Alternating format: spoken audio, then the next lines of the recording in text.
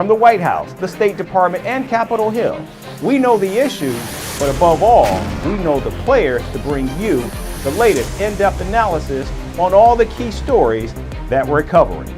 I'm Eric Ham. Join me from Washington here on Firstpost America.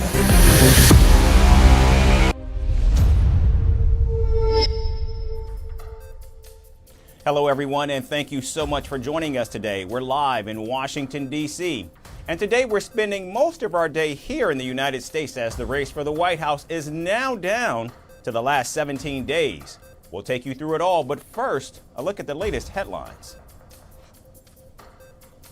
President Joe Biden congratulates Israeli Prime Minister Benjamin Netanyahu after Israeli troops kill October 7th mastermind and Hamas chief Yahya Sinwar.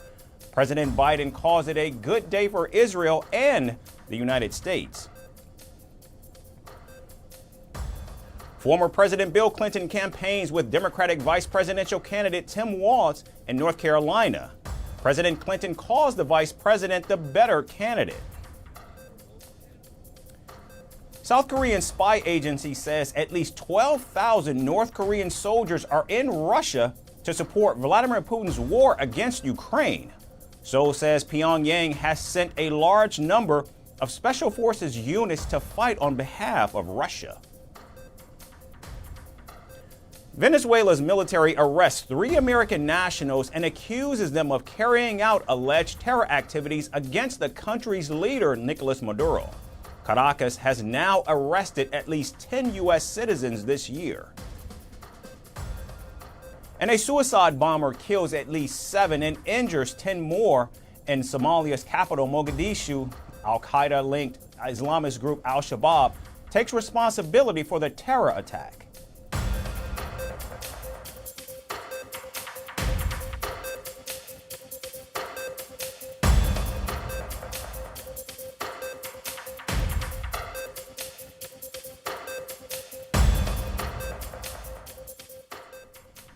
It's now less than 20 days until the U.S. picks a new U.S. president, and that's where we begin today. After Arizona and Georgia, early voting began in the battleground state of North Carolina on Thursday. According to the State Board of Elections, North Carolina saw strong voter turnout even after the state was battered by one of the deadliest hurricanes in 20 years. North Carolina turned more crucial this month after Hurricane Helene killed over 90 people and left nearly 100 missing all across the state. Both former President Donald Trump and Vice President Kamala Harris have tried to capitalize on the disaster, which raises questions on how it might affect voter turnout. But if Lion Kamala gets in, if she gets, can you imagine another 4 years like we've lived the last one? Think of it. People are dying in North Carolina. They're dying all over those 5, 6 states. They're dying, and they're getting no help from our federal government because they have no money, because their money's been spent on people that should not be in our country. If Lion Kamala gets 4 more years instead of a golden age, America will instead be plunged into a dark age. Your family finances will be permanently destroyed. Your borders will be gone forever. They already are when you think of it, right? We don't have any borders. Moments of crisis, I believe, do have a way of revealing the heroes among us, the angels among us, and of showing us all the best of who we are. And these hurricanes have revealed heroes around all of us. Heroes who do not ask the injured or stranded, whether they are a Republican or a Democrat, but who simply ask, are you okay? Who ask, what can I do to help? Donald Trump narrowly won North Carolina over President Joe Biden back in 2020, and the Republican also defeated Democrat Hillary Clinton in the Tar Heel state back in 2016. In fact, Barack Obama was the last Democrat to win the state back in 2008. However, this time, early voting indicates that the state could swing either way. I voted straight across the board Republican, voted for Donald Trump. Immigration, the economy, America first. You know, I feel that we should put the money where our mouths are here first instead of taking care of other nations. We need to take care of us first, and then we can go out and help somebody else. So we voted for Kamala Harris for president. You know, we really care a lot about, you know, women's rights to choose. We really care about our children, making sure that they get a good and honest education. You know, yeah, and our, you know, keeping everybody having the availability to be able to vote, that is able to vote. A recent poll shows a fierce contest in North Carolina with Donald Trump ahead of Kamala Harris by just half a point. That said, the Democratic presidential nominee is leading her Republican rival by a thin margin in almost every national poll. With just 17 days to go in the election, early in-person voting will continue through November 2nd, and both sides will continue to scour every possible vote, every possible advantage, until the last ballot is in fact cast. And staying with the race for the White House, Vice President Kamala Harris continues to lead over former President Donald Trump among black voters in key swing states. Now, this is according to a new survey which shows 84% of likely black voters in Pennsylvania, Georgia, North Carolina, Arizona, Wisconsin, Michigan, and Nevada support Kamala Harris. Meanwhile, just 8% of black voters say they would vote for Donald Trump for president in November. In September, the same poll showed higher support for the ex-president.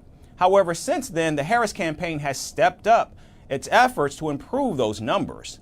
The vice president unveiled an economic plan specifically tailored to black men and dispatched former President Barack Obama to the most crucial battleground state of Pennsylvania to rally voters last week.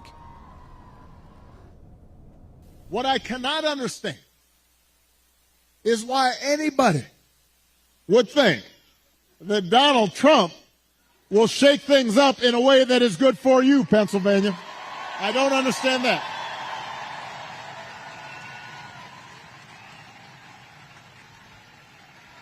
Because there is absolutely no evidence that this man thinks about anybody but himself. I've said it before. Donald Trump is a 78-year-old billionaire who has not stopped whining about his problems since he rode down his golden escalator 9 years ago. Now, despite facing criticism for admonishing black men for supporting Trump, former President Barack Obama is due to campaign for Kamala Harris in Michigan and Wisconsin next week. Meanwhile, it looks like the special economic plan for black men has swayed sentiment away from Donald Trump.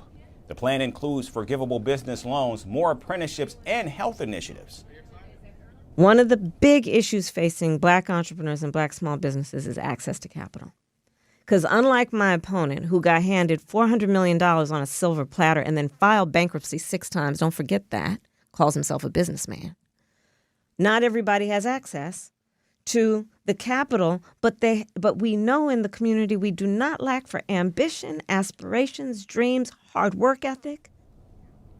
The economic agenda for black men also talks about decriminalizing marijuana and protecting cryptocurrency assets.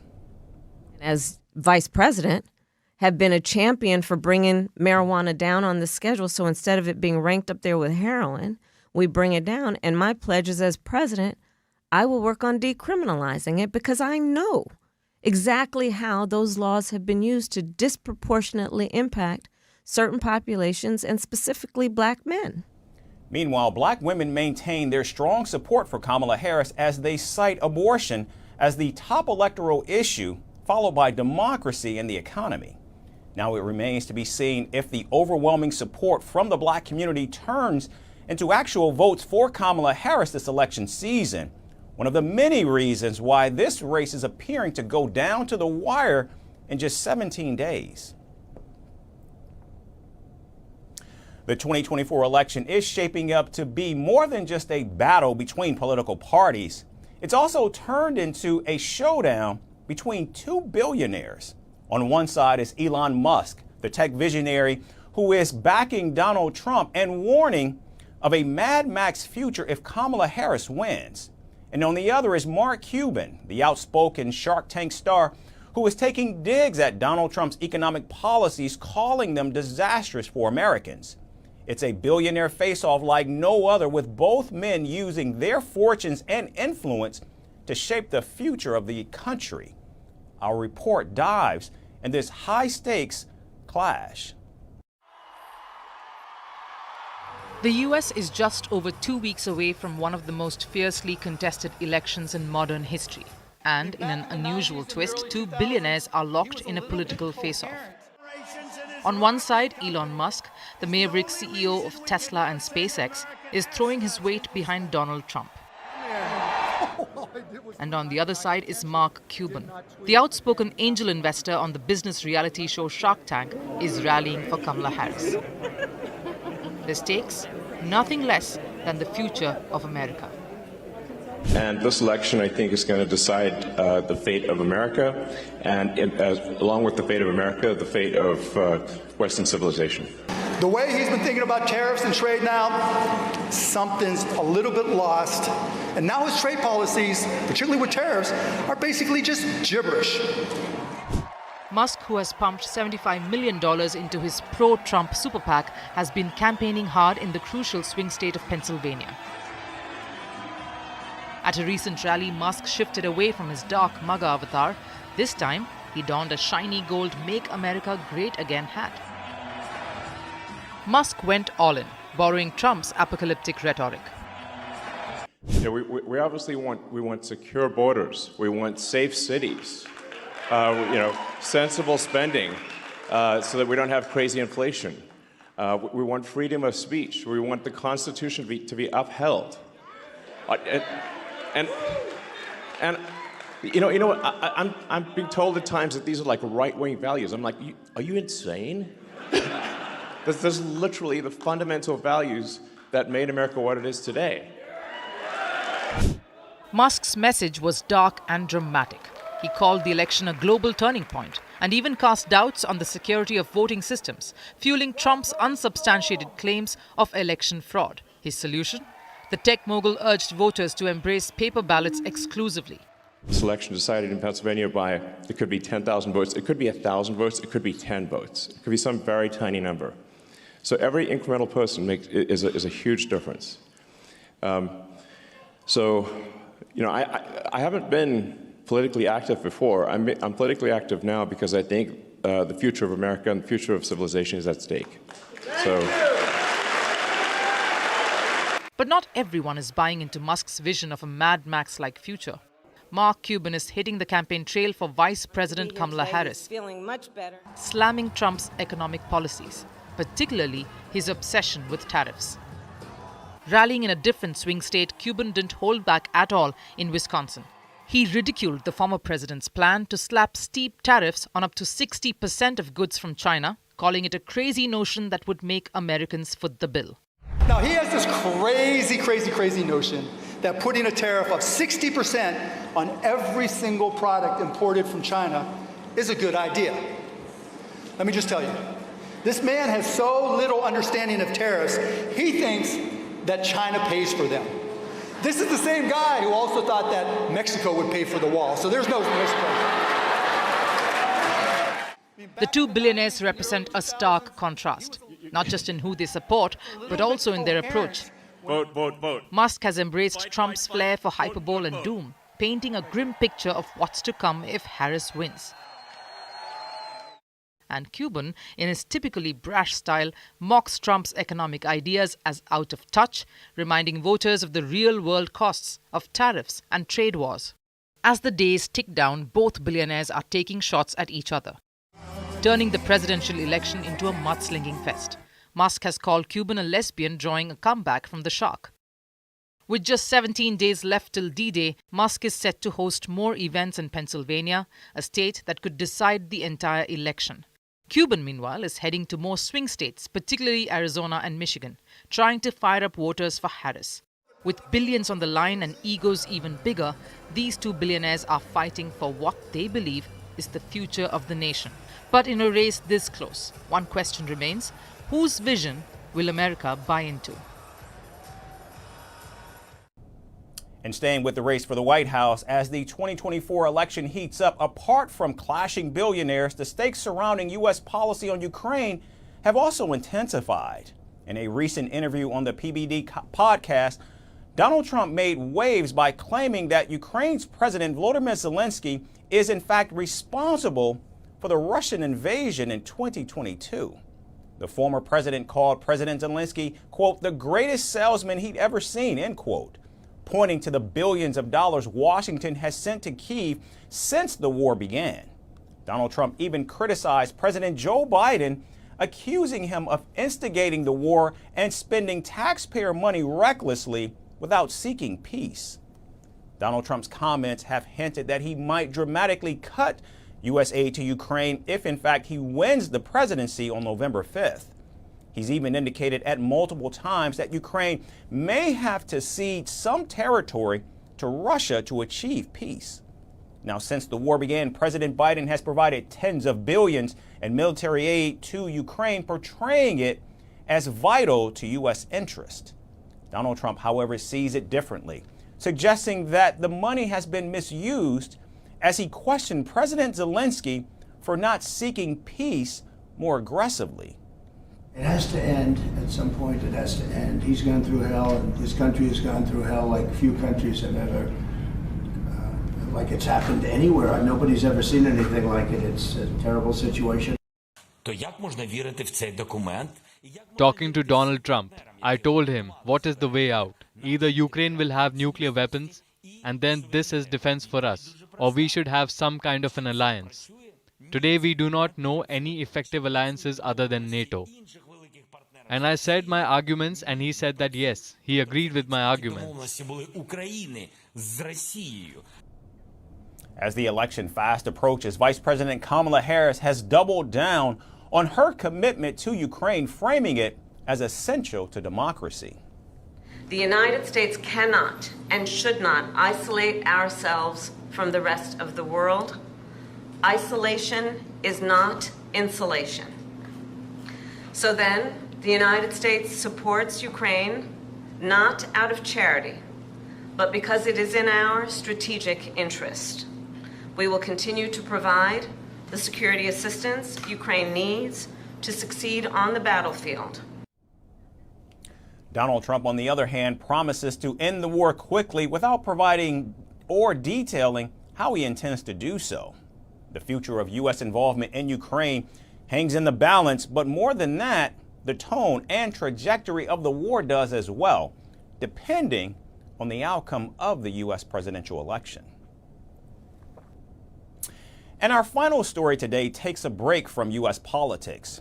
In fact, it's for all of you fitness buffs out there, particularly those who advocate for standing desk and label sitting desk as the silent killer in offices, because the so-called standing desk may be just as dangerous. New research reveals that being on your feet for too long increases the risk of swollen veins causing deadly blood clots. So if you think you're doing your heart a favor by ditching the chair, think again. Our final report dives into the alarming truth behind standing desk and why they may be doing more harm than good. In today's fast-paced world, many of us spend the bulk of our working lives seated behind a desk, staring at a screen.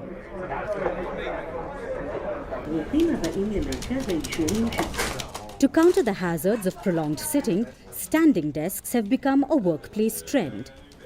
These desks have been marketed as a miracle solution, promising to improve our health simply by keeping us on our feet. But is standing really the antidote we've been hoping for? A major new study says no, and it's an eye-opener for anyone who thought they were doing their heart and body a favor by standing instead of sitting. Research from the University of Sydney surveyed more than 80,000 adults in the UK and found that standing for long periods might not just be ineffective. In fact, standing for more than 2 hours a day may increase the risk of circulatory problems like deep vein thrombosis and varicose veins. The numbers are startling. For every extra 30 minutes spent standing beyond 2 hours, the risk of developing circulation issues rises by 11%. Dr. Matthew Ahmadi, the lead researcher, explained that standing doesn't reduce the likelihood of heart conditions like stroke, heart failure or coronary heart disease as previously thought. Instead, it could be contributing to new health risks, particularly in the legs. Interestingly, the study also found that sitting for more than 10 hours a day increased the risk of circulation problems by 26%. The risk of heart conditions similarly spiked by 13% per hour after 12 hours of sitting. So, what's the solution? According to the experts, standing desks aren't the answer. Instead, the key is regular movement. Walk around the office, take the stairs, or squeeze in a lunchtime walk. The message is clear. Whether you sit or stand, the key to long-term health lies in staying active throughout the day. Standing desks aren't the silver bullet many hoped for, and relying on them could actually be putting your health at greater risk. So if you spend most of your day at the office, don't just stand up, get moving.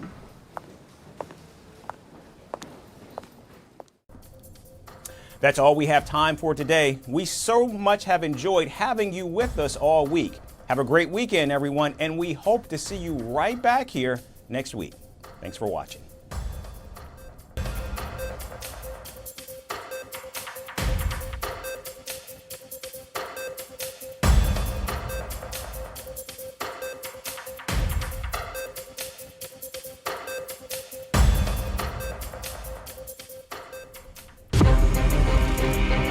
From impeachments to inaugurations, if it's a political story, we are on the scene. The race for the White House is heating up. Kamala, you're fired. I say, bring it on. If it's breaking news, we're live with the latest coverage. From the White House, the State Department, and Capitol Hill, we know the issues, but above all, we know the players to bring you the latest in-depth analysis on all the key stories that we're covering. I'm Eric Ham. Join me from Washington here on Firstpost America.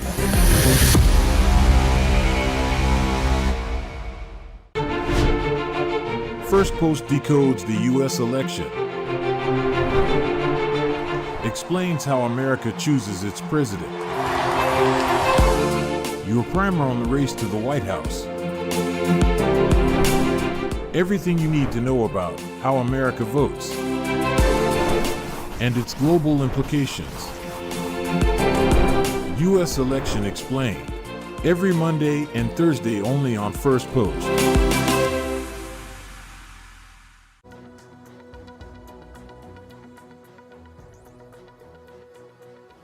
Hello and welcome to Fast and Factual on Firstpost, where we get you the top 50 stories from around the world. I'm Alison LaGrange, coming to you live from Durban, South Africa. Let's begin. Our top focus comes in from West Asia, where major developments are unfolding. Yesterday, Israel announced that Hamas chief Yahya Sinwar was killed. The Israeli military said he was killed in an operation in southern Gaza. The mastermind behind the 7th of October attack on Israel was eliminated after Israeli troops located him in Rafah. Israeli Defense Forces have also released footage showing the last moments of the Hamas chief Yahya Sinwar.